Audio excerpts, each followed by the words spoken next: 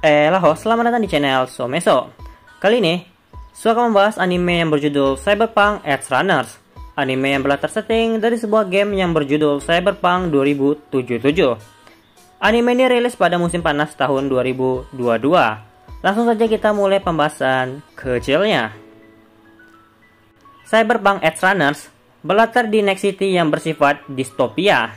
Bagi yang nggak tahu apa itu distopia, distopia merupakan suatu komunitas atau masyarakat yang buruk yang terkesan menakutkan. Contohnya seperti Akeme ga Kill, Psycho-Pass, Arcane, dan Akudama Drive. Cyberpunk Edge Runner menceritakan tentang kisah seorang anak berbakat bernama David Martinez. David berasal dari keluarga miskin yang masuk ke sekolah elit melalui jalur beasiswa.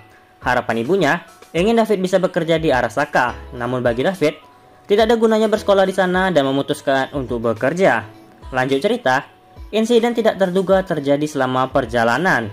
Insiden itu membuat David harus kehilangan ibunya dan berakhir sebatang kara. Meratapi nasib kematian ibunya dengan utang segudang, David menemukan implan bernama Sandevistan yang disembunyikan ibunya. Awalnya, David ingin menjual implan itu, namun David berubah pikiran dan menginstal implan itu ke dalam tubuhnya. Lanjut cerita, David secara tidak sengaja bertemu dengan Lucy yang tengah mencuri data pegawai Arasaka. Kemudian David meminta bekerja sama dengan Lucy dengan bayaran 70/30.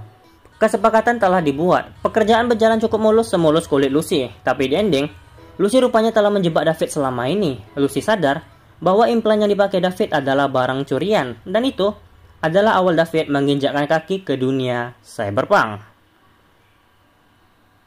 Gua telah menonton anime ini dan mendapat kesimpulan bahwa cerita di anime Cyberpunk Edge Runner tidak memiliki tujuan kuat sama sekali. David adalah orang yang tidak memiliki tujuan hidup. Dia selalu hidup demi ekspektasi orang lain dan itu membuat dirinya hancur secara perlahan. Bagi gua, David ini adalah ciri remaja yang paling ideal. Kenapa gua bilang begitu? Kita ambil contoh. Dia tidak memiliki kerabat, tidak memiliki teman, selalu dibully dan hanya mempunyai bakat yang sama sekali tidak membuat perubahan untuk hidupnya. Ditambah lingkungan yang cukup buruk dan mental labil anak remaja pada umumnya. Tidak salah David berkata kepada ibunya bahwa dia tidak ingin bersekolah dan langsung bekerja. Kalau gua di posisi David, tentu saja gua akan berpikir sama. Apalagi harapan ibunya yang sangat tinggi kepada David membuat David sangat tertekan hingga tidak mungkin David memikirkan keinginannya sendiri dalam kondisi buruk tersebut. Dan paling apesnya lagi, kejadian kematian ibunya yang benar-benar membuat David terjun bebas ke jurang tanpa dasar. Untuk anak yang masih di kondisi labil, mustahil David bisa berpikir jernih. Jadi, bila kalian menilai buruk karakter David yang hidup demi ekspektasi orang lain, bagi gua, David adalah karakter dengan sifat paling ideal untuk anak remaja yang labil. Kalau kalian pernah menonton anime Gundam Iron Blooded Orphans, nah, sifat David itu sama kayak sifat Orga, sama-sama labil dan tidak tentu arah mau dibawa kemana. Itu tadi pembahasan tentang David Martinez, MC kita. Sekarang gua ingin membahas ceritanya. Jujur saja, gue nggak pernah memainkan game Cyberpunk 2077. Terlalu banyak kata-kata yang tidak gue pahami di animenya, dan itu membuat gue sulit untuk mendalami ceritanya. Dan tidak hanya itu, pasti kalian sadar, ceritanya dipakai adalah cerita cepat. Terlalu cepat hingga gue tidak bisa mengejarnya. Contohnya seperti time skip di saat Maine dan Dorio mati. Tahu-tahu, David sudah menjadi cyberpunk terkenal dan banyak chrome di tubuhnya. Atau di saat episode terakhir, di saat David mati di tangan Adam Smasher, dan tahu-tahu sudah time skip Lucy ke bulan. Cerita cepat biasanya memberikan kesan buruk bila eliminasi dari pihak studio abal-abal, tapi nyatanya, Cyberpunk berhasil mendapatkan eliminasi sempurna dan cerita cepatnya berkesan sangat rapi dan bisa diterima. Memberikan sebuah lagu dan cuplikan masa lalu kepada kita sebagai penonton adalah langkah yang sangat tepat untuk kita tidak berpikir bahwa time skipnya kecepatan. Apalagi lagu yang dijanjikan oleh Rosa Walton memberikan kesan dramatis dan mempesona. Kalau kalian gak suka lagu di anime Cyberpunk, sangat disayangkan sekali. Kalian melewatkan kesempatan mendapatkan feel terbaik di anime ini. Karena menurut gua, scan terbaik di Cyberpunk selalu diiringi lagu. Nah, sekarang gue ingin membahas tentang rekan David yang mati semua kecuali Lucy. Bila kalian tidak menyukai cerita yang ceritanya banyak karakter mati, mungkin anime Cyberpunk tidak cocok untuk Anda. Tapi bila kalian menyukai kesan dramatis atas kematian karakter, mungkin Cyberpunk adalah pilihan terbaik. Banyak yang bilang Cyberpunk sama seperti Akeme ga Kill, tapi menurut pribadi gua, Cyberpunk tidak sama dengan Akeme ga Kill. Meski sama-sama memiliki cerita yang karakternya banyak mati, tapi menurut gua sangat berbeda. Contohnya seperti latar cerita yang dibawa. Akame ga Kill berlatar setting di zaman kerajaan dan itu sangat berbeda dengan Cyberpunk yang berlatar setting masa depan.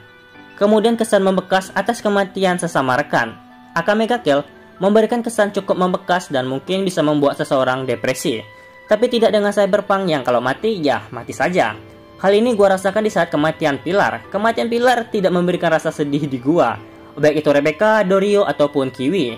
Paling cuma kematian Maine, karena cuma Maine yang mendapatkan flashback masa lalu. Jadi gua paham kenapa Maine memutuskan untuk menjadi Cyberpunk.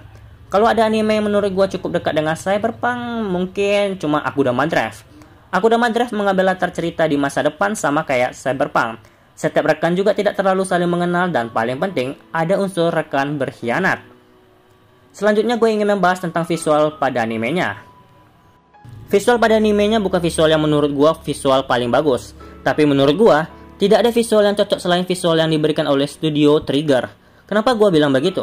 Karena visual Cyberpunk Edgerunners membuat anime ini memiliki ciri khas tersendiri. Itulah kenapa, di saat kalian melihat visual Cyberpunk yang jauh berbeda dengan visual-visual anime lain, ada kesan tersendiri yang tidak bisa dibandingkan.